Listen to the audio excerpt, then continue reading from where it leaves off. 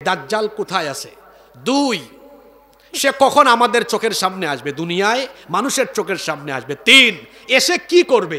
4, কতদিন থাকবে? 4 প্রশ্নের উত্তর কয়টা হাদিসে? এই হাদিসের ঘটনাটা কি আমি আপনাদেরকে শোনাবো? দাজ্জাল কি আছে না নাই? দাজ্জালের কি জন্ম হয়ে গিয়েছে না হবে? দাজ্জালের জন্ম বহু আগে হয়েছে। দাজ্জাল আছে, পর্দার আড়াল থেকে তার সব কাহিনী সে পরিচালনা করছে।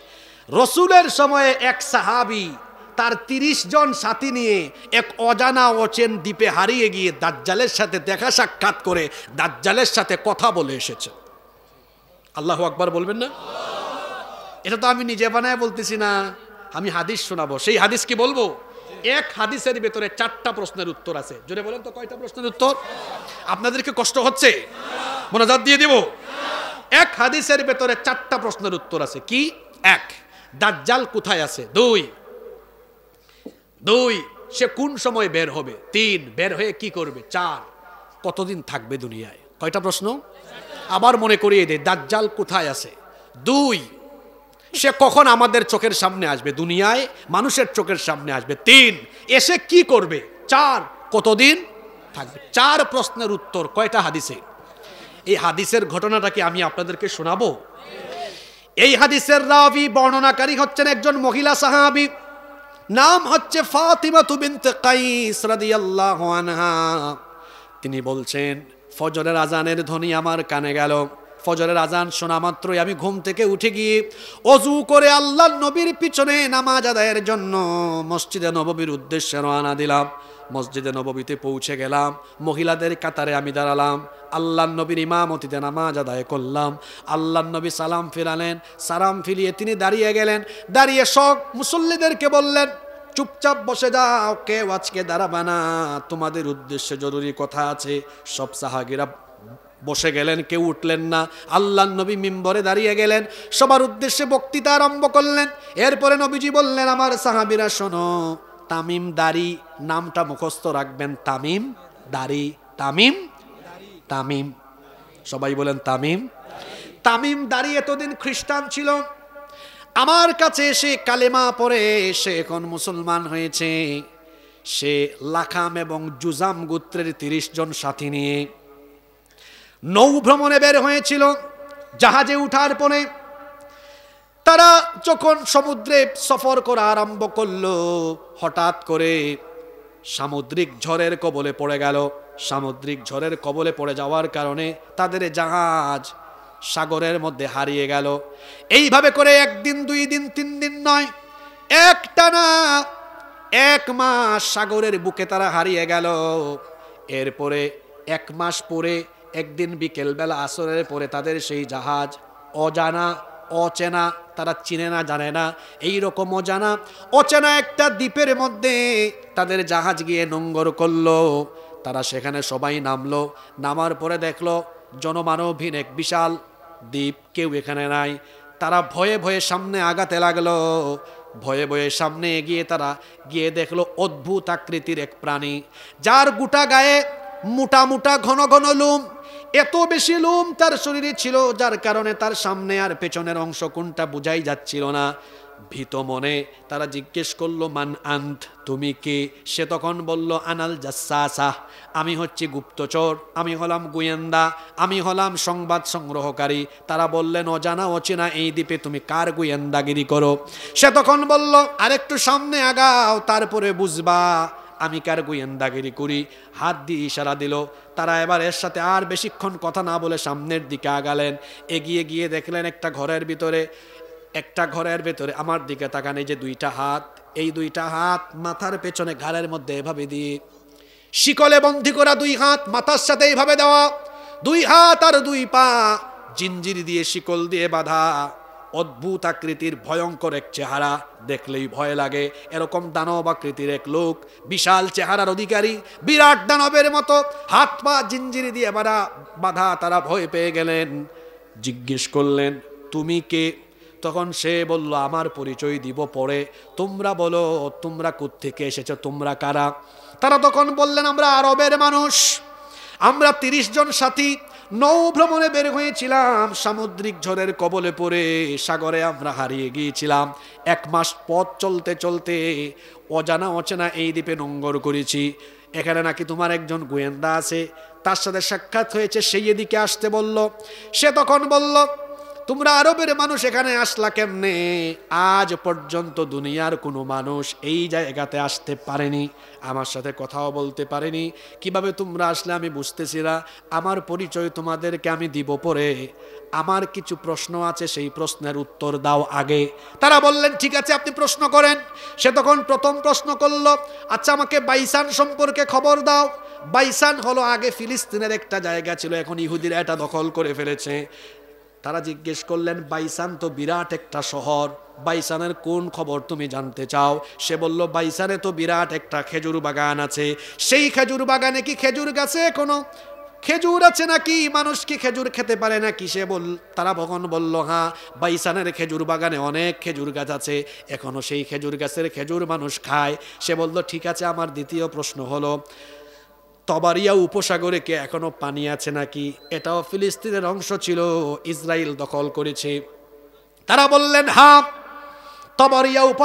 তবারিয়া উপসাগর, বুহাইরাতুত তবারিয়া উপসাগরে এখনো পানি আছে, সেই সাগরের পানি এখনো মানুষ ব্যবহার করে। 3 নাম্বার প্রশ্ন করলো, জুগারের ঝর্ণার কি খবর? জুগার হলো লূত আলাইহিস সালামের মেয়ের নাম। তিনি ইন্তেকাল করার পর একটা ঝর্ণার পাশে তাকে কবর দেওয়া হয়েছিল বলে ওই ঝর্ণাকে বলা হয় জুগারের ঝর্ণা। সে বলল, জুগারের ঝর্ণার কি খবর? ওখানে কি এখনো পানি আছে নাকি? ঝর্ণা থেকে কি পানি বেয়ে বেয়ে পড়ে নাকি? তারা বললেন, হ্যাঁ, জুগারের ঝর্ণা এখনো পানি আছে, মানুষ সেই পানি ব্যবহার করে। সে তখন বলল, আচ্ছা শেষ আর একটা প্রশ্ন বলো তো, তোমরা তো আরবের মানুষ, আরবে একজন নবী আসার কথা ছিল, সেই নবী কি চলে এসেছেন নাকি? তারা বলল, হ্যাঁ, মুহাম্মদ বিন আব্দুল্লাহ, আমরা বলি সাল্লাল্লাহু আলাইহি ওয়াসাল্লাম, তিনি চলে এসেছেন। সে বলল, তিনি এখন কোথায় আছেন? তারা বললেন, তিনি মক্কা থেকে হিজরত করে মদিনায় চলে এসেছেন। সে তখন বলল, আচ্ছা তার বিরুদ্ধে কাফিররা কি কোনো যুদ্ধ করেছে নাকি? তখন তারা বললেন, হ্যাঁ, ইতিমধ্যে বদরের যুদ্ধ হয়েছে, মুসলমানরা বিজয়ী হয়েছে, সুবহানাল্লাহ। সে বলল, হ্যাঁ, এমনটাই হওয়ার কথা, তিনি আসবেন, তার অনুসারীরা সফল কাম হবে। তখন এরা বললেন, এতক্ষণ ধরে তুমি খালি প্রশ্নই করো, সব জবাব দিয়েছি, এবার বলো তুমি কে, তোমার পরিচয় দাও। সে তখন বলল, এবার আমি আমার পরিচয় তোমাদেরকে দিব, কারণ আমার প্রশ্নের উত্তর পেয়ে গিয়েছি, এখন আমি তোমাদেরকে আমার পরিচয় দিব। তখন তারা বললেন, তোমার পরিচয় বলো। সে তখন বলল, আনা মাসিহুদ দাজ্জাল, আমি হচ্ছি মাসিহুদ দাজ্জাল। শোনার সঙ্গে সঙ্গে তাদের কলিজাটা কেঁপে উঠল, ভয় পেয়ে গেলেন। তারা বললেন, তুমি যদি মাসিহুদ দাজ্জাল হও, তাহলে অজানা অচেনা এই দ্বীপে তুমি কি করো? সে তখন বলল, এখানে আমি আমার ইচ্ছায় আসি না, বিষয়টা এমন নয়, বরং এখানের মধ্যে আমাকে জিনজিল লাগায়া শিকলবন্দি করে রেখেছেন কে? তখন তারা বলল, বুঝলাম, তুমি এখানে আছো, এই অজানা অচেন দ্বীপে আল্লাহ তোমাকে বন্দী করে রেখেছেন। বলছিলাম 4টা প্রশ্নের উত্তরে হাদিসে আছে, দাজ্জাল কোথায় আছে? অজানা অচেনা, পৃথিবীর কোনো মানুষ জানে না এমন একটা অজানা অচিন দ্বীপে দাজ্জালকে শিকলবন্দি করে রেখেছেন কে? তারা জিজ্ঞেস করলেন, আচ্ছা তুমি এখান থেকে শিকল মুক্ত হয়ে জামিন পেয়ে কোন সময় দুনিয়ার মানুষের সামনে যাবে? শুনতেছেন আপনারা? খারাপ লাগে ঘটনাটা? শুনতেছেন? তারা বলল, আচ্ছা তুমি এখান থেকে কখন মুক্ত হবে, কখন দুনিয়ার মানুষের সামনে যাবে? সে তখন বলল, কিছুক্ষণ আগে যে তোমাদেরকে কয়েকটা প্রশ্ন করলাম, এই প্রশ্নগুলোর ভেতরে আমার আত্মপ্রকাশের আলামত লুকিয়ে আছে। তারা বললেন, বুঝলাম না। বলল, ওই যে একটু আগে বললাম বাইসানের খেজুর বাগানে কি খেজুর আছে নাকি? তোমরা বলেছো বাইসানের খেজুর বাগানে খেজুর আছে, কিন্তু আমি তোমাদেরকে বলছি কিয়ামতের আগে বাইসানের পুরা খেজুর বাগানের খেজুর গাছ ধ্বংস হয়ে যাবে। যখন বাইসানের খেজুর বাগানে একটা খেজুর গাছও থাকবে না, তখন আমি দাজ্জাল দুনিয়ায় যাব। তোমরা বলেছো। 2 নাম্বার প্রশ্ন করেছি, তবারিয়া উপসাগরে পানি আছে নাকি? তবারিয়া উপসাগরের বর্তমান নাম হলো Sea of Galilee. Sea of, গুগলে সার্চ করে দেখবেন, এটার নাম হলো সি অফ গ্যালিলি। সে তখন বলল, তোমরা বলেছো এখনো পানি আছে, কিন্তু কিয়ামতের আগে এই উপসাগরে এক ফোঁটা পানিও থাকবে না, শুকিয়ে যাবে। যখন পানি থাকবে না আমার আগমন তখন হবে। তোমাদেরকে এরপরে বলেছিলাম যুগারের ঝরনার কি খবর, তোমরা বলেছো সেখানে পানি আছে, কিন্তু কিয়ামতের আগে যুগারের ঝরনায় এক ফোঁটা পানি থাকবে না। তিনটা আলামতের কথা বলল। বাইসানের খেজুর বাগানে যখন খেজুর গাছ থাকবে না, তাবারিয়া উপসাগরে যখন পানি থাকবে না, যুগারের ঝরনায় যখন পানি থাকবে না। তিন জায়গার নাম মনে রাখবেন, বাইসানের খেজুর বাগান, তাবারিয়া উপসাগর, যুগারের ঝরনা। দেখি তো মুখস্থ হয়েছে কিনা। বাইসানের খেজুর বাগান, বাইসানের উপসাগর না, বাইসানের খেজুর বাগান, তাবারিয়া উপসাগর, যুগারের। দাজ্জাল আসার আলামত এই তিনটা স্থান। কিন্তু আশ্চর্যের ব্যাপার হলো ইহুদিরা দাজ্জালকে তাদের ইমাম মনে করে। তারা স্বপ্ন দেখছে দাজ্জাল আসবে, আমাদের মহান নেতার নেতৃত্বে দুনিয়া আমরা দখল করব। এই জন্য দাজ্জাল আসার আলামতের সাথে সংশ্লিষ্ট তিনটা জায়গা ফিলিস্তিনে ছিল। অসভ্য ইহুদিরা তিনটা জায়গায় ইসরায়েল থেকে ছিনিয়ে নিয়ে নিজেরা দখল করে রেখেছে। তারা তাদের ইমামকে স্বাগত জানানোর জন্য তিন জায়গা রেডি করছে। দাজ্জাল বলেছে যখন বাইসানের খেজুর বাগানে খেজুর গাছ থাকবে না তখন আমি আসব। আজকে ওয়াজের পরে ইউটিউবে সার্চ করবেন, গুগলে সার্চ করবেন, ইহুদিরা বাইসানকে দখল করে বাইসানের আগের সব খেজুর বাগানের খেজুর গাছ শেষ। বর্তমানে তারা মেক্সিকো থেকে খেজুর গাছ এনে লাগিয়েছে। আমার কথার সত্যতা মিলাবেন, ইউটিউবে গুগলে সার্চ করে দেখবেন। 2 নাম্বার সি অফ গ্যালিলিতে আগের পানি নাই, কৃত্রিম উপায়ে তারা এখানে পানি রাখে, শুকিয়ে যায়। 3 নাম্বার যুগারের ঝর্ণায় আগের মতো পানি নাই। তার মানে দাজ্জাল মানুষের চোখের সামনে বের হতে বেশি লেট। দাজ্জাল আপনার দরজার কাছে এসে কোরআন আনছে, দাজ্জাল আসার আলামত প্রকাশিত হয়ে যাচ্ছে। এরা প্রশ্ন করলেন তুমি কখন আসবে, সে তো উত্তর দিয়েছে। তারপরে তারা বলল, আচ্ছা দাজ্জাল তুমি দুনিয়ায় গিয়ে কি করবে? আমি কি এটা কিচ্ছা বানায় বলতেছি না হাদিস বলতেছি? তুমি দুনিয়ায় গিয়ে কি করবে? সে তখন বলল, দুনিয়ায় গিয়ে আমার কাম হলো ফিতনা লাগানো, মানুষের ঈমান লুট করা। আল্লাহ আমাকে এমন ক্ষমতা দিবেন, মক্কা আর মদিনা ছাড়া গোটা পৃথিবী আমি মুহূর্তের মধ্যেই ঘুরে বেড়াবো। গোবিন্দগঞ্জও আসবে, সাতকে, সুনামগঞ্জে, দুনিয়ার সব জায়গায় যাবে, সব জায়গায় ছড়িয়ে পড়বে, মানুষের ঈমান লুট করবে। আল্লাহ তাকে অলৌকিক ক্ষমতা দিবেন, সে নিজেকে খোদা দাবি করবে। আল্লাহর নবী বলেছেন তার এক হাতে থাকবে জান্নাত আর এক হাতে থাকবে জাহান্নাম। সে মানুষকে এসে বলবে আমি তোমাদের খোদা, আমার উপর ঈমান আনো। ঈমান আনলে জান্নাত দিব, না আনলে এই জাহান্নামে ঢুকাবো। আল্লাহর নবী বলেছেন ইমানদাররা দাজ্জালকে দেখেই চিনে ফেলবে। আল্লাহর নবী বলেছেন ইমানদাররা দাজ্জালকে ভয় করো না। দাজ্জাল যদি তোমাদেরকে তার দেখানো কথিত ফেক জাহান্নামের আগুনে ফেলে তোমরা খুশি মনে ঝাঁপ দিবা, কারণ খুশি মনে ঝাঁপ দেওয়ার পরে দেখবা দাজ্জালের এই আগুন আসলে তোমাদের জন্য আগুন নয়, বরং এটা হচ্ছে ঈমানের পরীক্ষায় উত্তীর্ণ হওয়ার কারণে আল্লাহর তৈরি জান্নাতের ফুল বাগান। দাজ্জালের এক হাতে থাকবে মিষ্টি পানির নহর, আর এক পাশে থাকবে আগুনের নহর। সে বলবে ঈমান আনো, এখান থেকে মিষ্টি পানি দিব, না আনলে আগুনের এই নহরে নিক্ষেপ করব। নবীজি বলেছেন চোখ বন্ধ করে আগুনের নহরে নিক্ষেপ, যদি তোমাদেরকে নিক্ষিপ্ত হওয়া লাগে নিক্ষিপ্ত হয়ে যাও, ওখানে নিক্ষিপ্ত হয়েই দেখবা এটা আল্লাহর জান্নাত। সুবহানাল্লাহ। দাজ্জাল গোটা দুনিয়ায় ফিতনা চালাবে, মানুষের সামনে এসে ঈমান লুট করার কাজ করবে। তারা জিজ্ঞেস করলেন আচ্ছা দাজ্জাল তুমি দুনিয়াতে কতদিন থাকবে? তখন দাজ্জাল বলল দুনিয়াতে আমার থাকার সময় হলো মানুষের সামনে গিয়ে থাকবো আমি 40 দিন। জুড়ে বলেন কতদিন? তবে স্বাভাবিক 40 দিন নয়, দাজ্জালের প্রথম দিন হবে 1 বছরের সমান লম্বা। আল্লাহু আকবার। প্রথম দিন কত বছরের সমান? সাহাবীরা বললেন নবী গো যদি প্রথম দিন 1 বছরের সমান হয় এত নামাজ আমরা কিভাবে আদায় করব? আল্লাহর নবী বললেন কঠিন এই ফিতনার সময় তোমরা অনুমান করে করে বের করে করে নামাজ আদায় করে নিও। সে দুনিয়ায় মানুষের চোখের সামনে 40 দিন থাকবে। প্রথম দিন হবে 1 বছরের সমান, দ্বিতীয় দিন হবে 1 মাসের সমান, তৃতীয় দিন হবে 1 সপ্তাহের সমান। দেখি তো মনে রাখতে পেরেছেন কিনা? প্রথম দিন হবে মাশাআল্লাহ, গোবিন্দগঞ্জের মানুষ খুব তাজা তাজা খানি খায়নি, বুঝা উজার সব মনে থাকে ওয়াজ।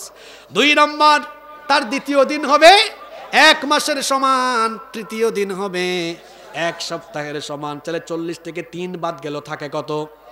37, এই 37 দিন হবে স্বাভাবিক দিনের মতো। দাজ্জাল এসে দুনিয়ায় থাকবে, দাজ্জাল এসে দুনিয়ায় ফিতনা লাগাবে। এবার মুসলমানদেরকে এই ফিতনা থেকে রক্ষা করার জন্য আর দাজ্জালকে কতল করার জন্য আল্লাহ তাআলা ঈসা আলাইহিস সালামকে দুনিয়ায় পাঠাবেন। মানুষ ঘুমাই গেছেন, সুবহানাল্লাহ হুকা। যারা ঘুমাইছে সবার ঘুম ওইখান থেকে হরায় দোকা। নারায়ে তাকবীর, নারায়ে তাকবীর। ওই দেখো জোহান রুফাইন্তর ব্যাটারি ফিউজ হয়ে গেছে, যুবক যুবকর লেখান আওয়াজ দিব নারায়ে তাকবীর। হইছে আর না, কারণ সামনে আরো স্লোগান আছে, এনার্জি গেলে কি হইতো না, এখন বাঁচানোই দরকার। কষ্ট হয়ে জাননি আপনারা, আর বেশি নাই, 15টা মিনিট বইতাম ফার্মুনি আমরা। আচ্ছা দেখো কাসাইন ইবাইদি ফয়লা আইছুন ইমাম মাহদি বাদে দাজ্জাল অঙ্কু খে, হায় রে হায় নামাত লই বুনখন খে। এই 3জন ব্যক্তি 3টা ক্যারেক্টার, ইতা কিতা আপকামিং ক্যারেক্টার, সামনে ঘটবো। সামনে পৃথিবীর একজন নবীর এখনো মৃত্যু হয় নাই, একজন নবীর এখনো ইন্তেকাল হয় নাই, সেই নবীর নাম হলো ঈসা আলাইহিস সালাম। তিনি আল্লাহর কাছে দোয়া করেছিলেন, আল্লাহ আমার পরেই তো আখেরি নবী আসবেন, এই নবীর উম্মতের এত দাম, আমরা এই নবীর উম্মত হয়েছি, বলেন আলহামদুলিল্লাহ। এই নবীর উম্মতের এত সম্মান, এত মর্যাদা, আল্লাহর নবী বলেছেন কিয়ামতের দিন আমাকে দিয়ে আল্লাহ জান্নাত উদ্বোধন করাবেন, আর আমার উম্মত কিয়ামতের দিন জান্নাতে ঢুকবে না যতক্ষণ অন্য কোন নবীর উম্মত জান্নাতে যেতে পারবে না ততক্ষণ। আমরা গিয়া এগুবাদে আরেগু হামাইমা, আর তারা ওয়েটিং লিস্ট উবাইতা কোনো বউ আগে আমরা হামাই বাদে তোমরা, সুবহানাল্লাহ হুকা। এই মর্যাদা আমরা রে দিছন হে। ঈসা আলাইহিস সালাম আল্লাহর কাছে বললেন, আল্লাহ আমাকে নবী না বানিয়ে ওই নবীর উম্মত তুমি বানিয়ে দাও। আল্লাহ বললেন না, নবুয়ত দিয়ে দিয়েছি। তিনি বললেন, আল্লাহ নবুয়ত যেহেতু দিয়েই দিয়েছেন তাহলে আমার আবদারটা রাখেন, আমাকে উম্মত বানিয়ে দেন।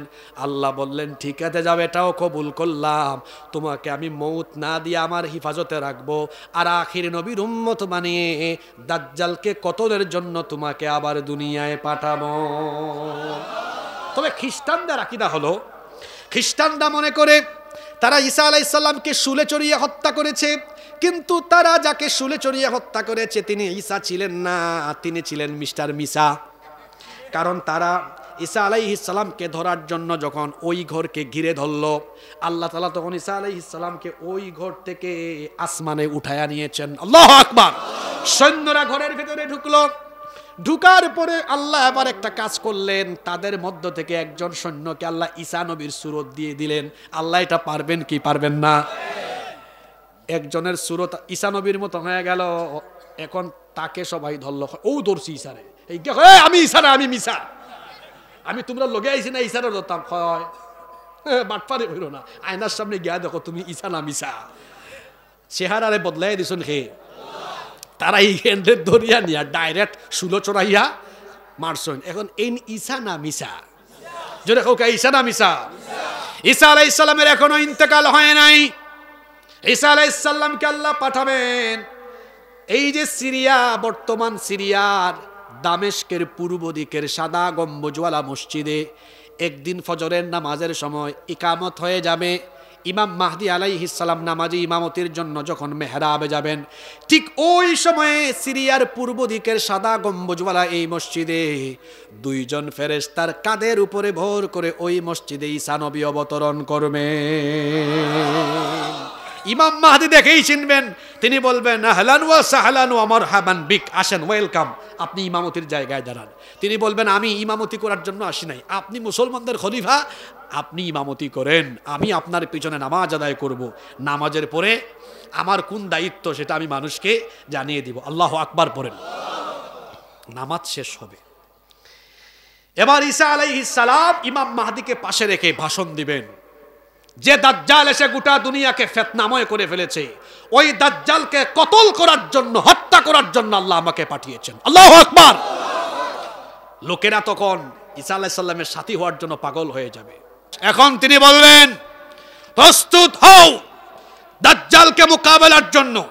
আর ওইদিকে দাজ্জাল তার 70,000 ইহুদি বাহিনী নিয়ে মসজিদুল আকসা অ্যাটাক করার জন্য আসবে। সে আগাতে আসবে, সে এগিয়ে এগিয়ে আসবে, আসার পরে সে দেখবে ঈসা আলাইহিস সালাম দুনিয়াতে চলে আসছেন। হাদিস শরীফে এসেছে, আচ্ছা লবণ পানিতে দিলে লবণ কি হয়?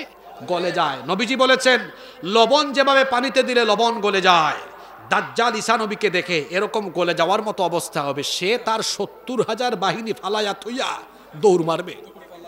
তার যমদূত চলে এসেছেন।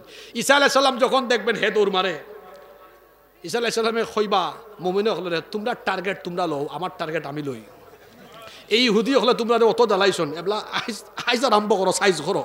আল্লাহ রসুলে হাদিসও কইছেন ইদিন ইহুদি হলের উপরে এমন মুসিবতর দিন আইব, মাইরোর ছুটে গিয়া ওয়ালর বেড়াত গাছর আড়ালো ফাত্তরের আলো, কিন্তু আল্লাহ ইদিন ওয়ালর ফাত্তরের গাছর জবান খুললে দিলাইবা। ওলানি সুবহানাল্লাহর আওয়াজ।